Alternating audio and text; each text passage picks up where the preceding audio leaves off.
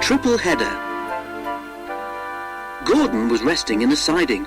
It was a hot day and the express had been heavy. "I get so out of breath," he complained, "but nobody cares. They just say I'll be all right after a rest." "Get the Fat Controller to give you tanks and a bunker," suggested Thomas cheekily. "You'll feel a new engine. We tank engines never get out of breath, you know." Perhaps it was lucky for Thomas that poor Gordon hadn't the energy to reply. The men worked hard on Gordon, but they couldn't make him better. "You need new tubes, Gordon," they said. "You'll have to go to the works to have them fitted." While Gordon was being mended, Henry pulled the express. But one morning, just before Gordon was due back, Henry was ill too.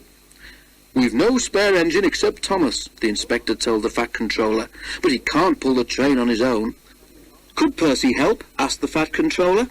The inspector shook his head. "The two of them with Duck might manage," he suggested. "It's only as far as the works. They're sure to have a spare engine there." So the three tank engines were coupled together, Thomas nearest the train, Duck in the middle, and Percy at the front. Then, slowly, they started. Come on, fussed Percy importantly. We're doing it, puffed Duck. Pull harder, rumbled Thomas to the others. The heavy train drew out of the platform. The engines couldn't go as fast as Gordon, but the passengers didn't mind.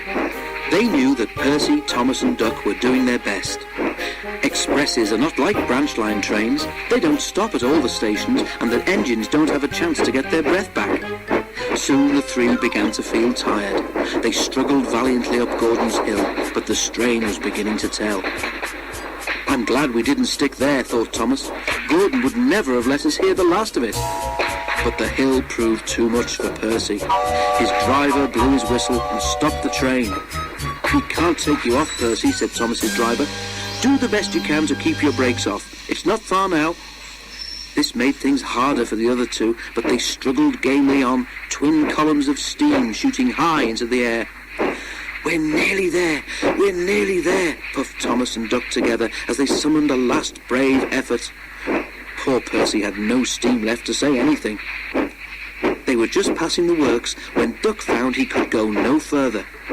Thomas could not pull the heavy train on his own, and the cavalcade came to a standstill a few yards short of the station platform. And there, standing watching from the works siding, stood Gordon. The Fat Controller, who'd been on the train, told the three engines he was proud of them. "You did very well to get so far," he said, "and now you deserve a rest." Duck, Percy and Thomas were uncoupled, and a new engine took their place. As the tank engines moved wearily away, Gordon looked at Thomas and smiled. Then he took 3 deep breaths and winked. He didn't need to say anything. Thomas knew exactly what he meant.